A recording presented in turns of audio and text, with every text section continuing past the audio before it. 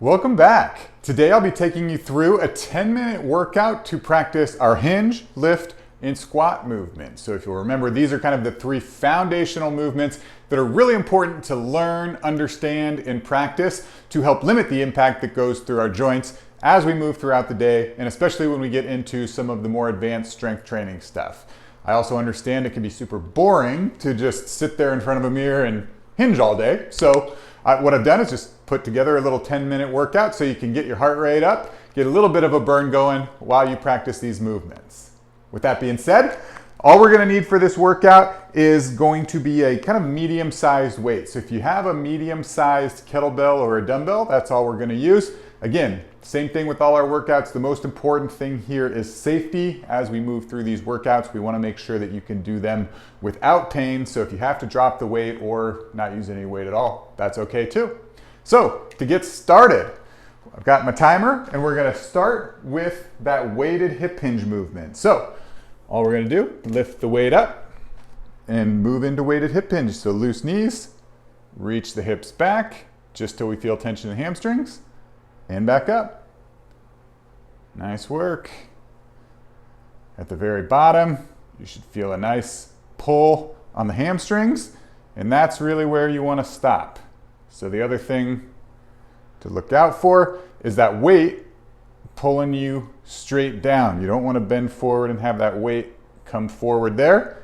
You want to reach your hips back, have that weight pull you straight down. Stop when you feel tension in the hamstrings and come back up. Good.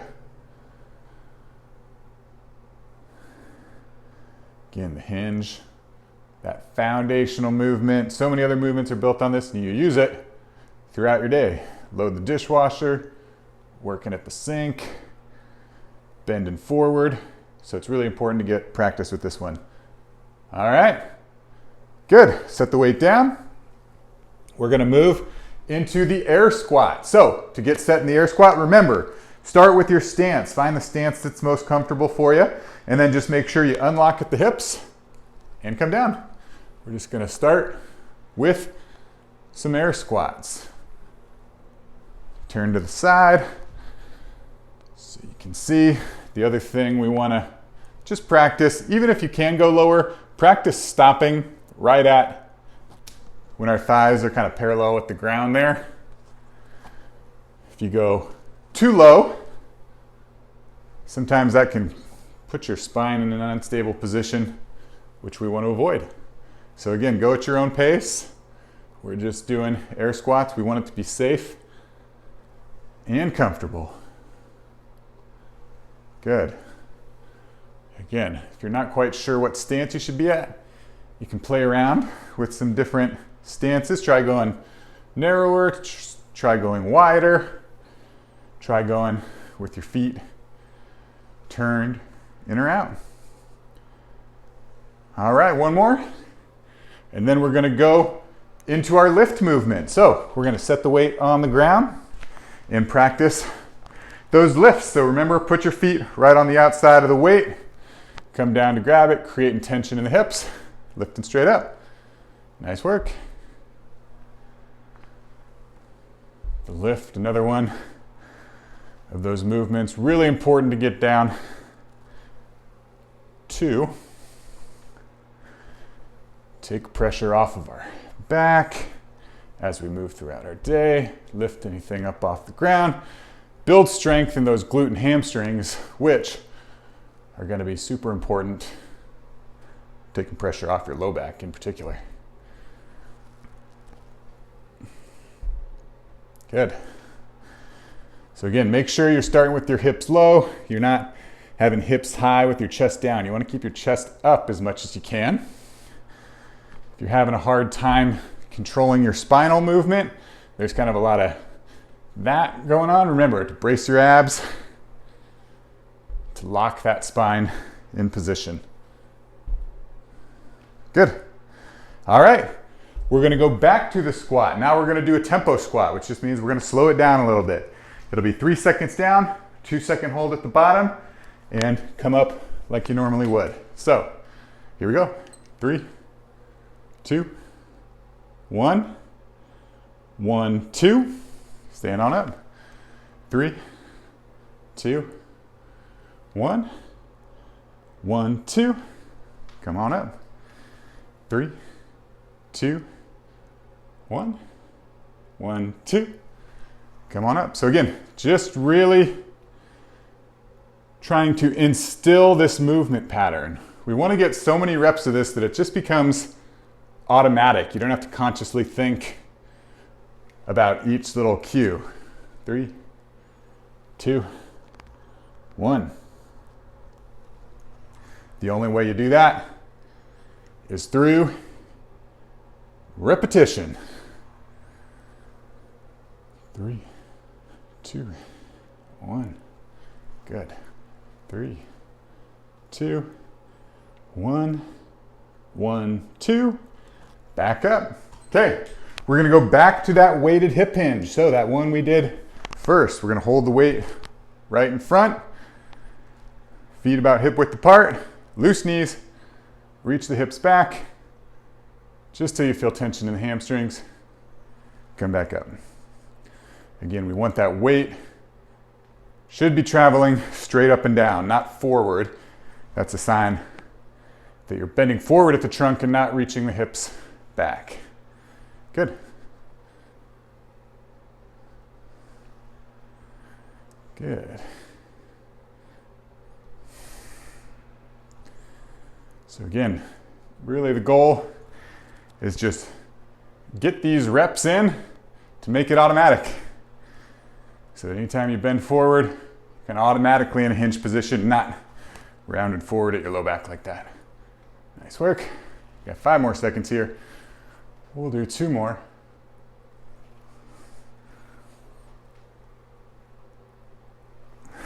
And done. Nice work. All right. Next, we're moving into a movement called the air squat and hold. So we're going to do 5 air squats. On that 5th one, we're going to hold it at the bottom. So what it'll look like: 1, 2, 3, 4, and 5. We're going to hold. And again, if this one's harder than it looks, so if you need to come up, that's okay too. 3, 2, 1, and another 5. 1, 2, 3, 4, and hold. Nice work. Feel a little burn in the thighs here. 3, 2, 1, another 5. 1, 2, 3, 4, and 5. This is going to be the last one. We're going to hold it for 10 seconds. Holding at the bottom. 3, 2, 1. Nice work. Okay, next we're going to move back into our lift. This is going to be our last round. So again, we want to position the weight right in between our legs. Come down and grab it. Keep the hips down, chest up, press through your heels, stand on up. Good.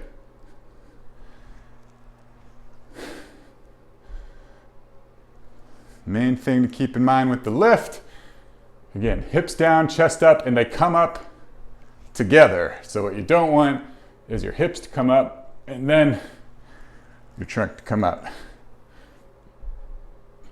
Some people call that the stripper deadlift because it looks like that body roll dance move, you know? Want to make sure they both come up at the same time. Nice work. 10 more seconds. We're going to move in to our goblet squats. Last one. Good. So last squat movement. All we're going to do is just add a little bit of weight to it with the goblet squat. So if you have a kettlebell, I like to hold it upside down by the bell here. And then it's just going to be the same squat. So again, find your squat stance and come on down. Good.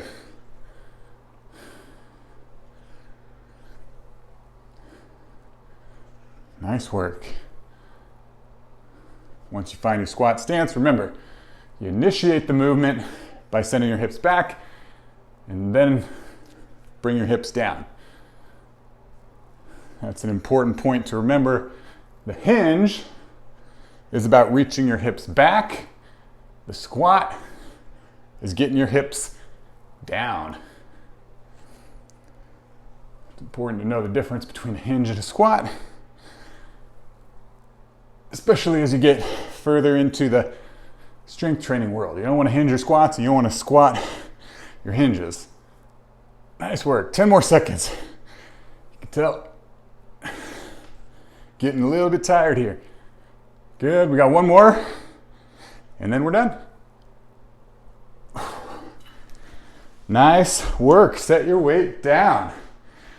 So there you have it. You can tell that was a nice little workout. I'm a little bit out of breath, but it's a great way to practice your hinge movements, your lift movements, and your squat movements. And these are the 3 foundational movements that's really important to protect your body and build strength as you go throughout your day. So there you have it. My name again is Dr. Carl Baird. This is Solving Pain with Strength. Thank you so much for watching.